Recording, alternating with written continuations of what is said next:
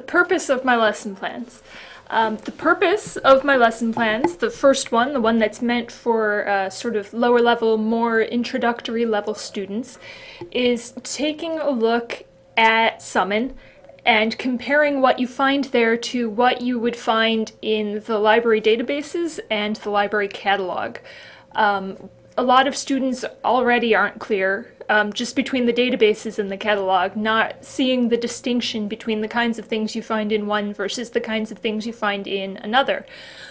So I want to make sure that students understand that, and I want to make sure that students understand sort of the times when you might want to go beyond Summon.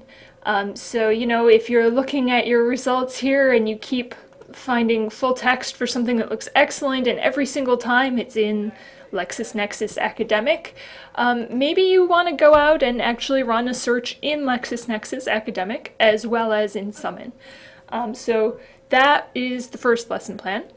The second lesson plan that I did was trying to help students with evaluating sources. And Summon is great for this because it sort of eliminates a lot of the steps before you get to that phase. I showed in the first segment of this presentation how it's just one search box right on the library homepage to get into Summon, run your search, kind of like Google.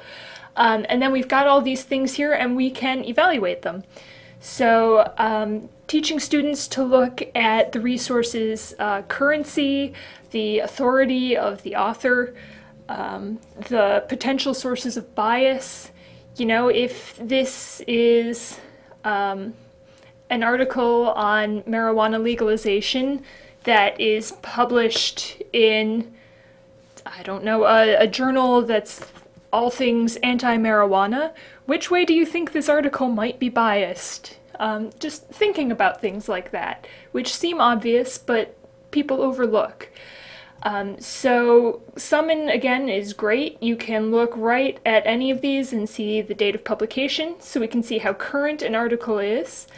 I think we can actually also, yep, we can limit our publication date over here. So if you've got one of those topics that you only need very current information, just get rid of the old stuff right off the bat and only look at the new things. So now we've got only current information.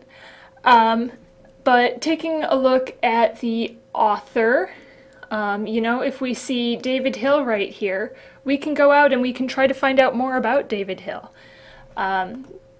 Lots of useful things like that, but also taking a look at sort of the fact that it's published in a newspaper means that it's probably not going to be scholarly.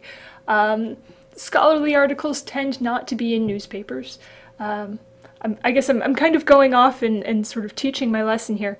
But potential sources of bias, I think I already talked about that one. So that is the purpose of my two lesson plans.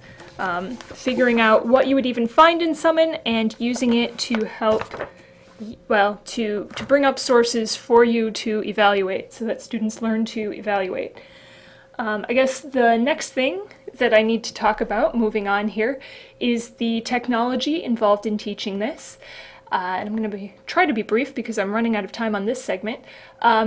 This is one of the computer labs that we have in our building, our library, a teaching lab. So you can see there's a projector up here, there's actually an instructor station up front. There are 30 computer workstations. They have been updated since this picture, but they're still laid out the same way, so that usually you can get a 1-to-1 student-to-computer ratio, so students can actually run their own searches, which is wonderful. This is also useful because I like to use Poll Everywhere to get feedback from my students because for whatever reason they never seem to want to talk to me out loud. If I can remember this, I will log in. So I can run a poll like this one. Other things you can search by than keyword. These are responses I got. It was just sort of a free text, send me whatever you think.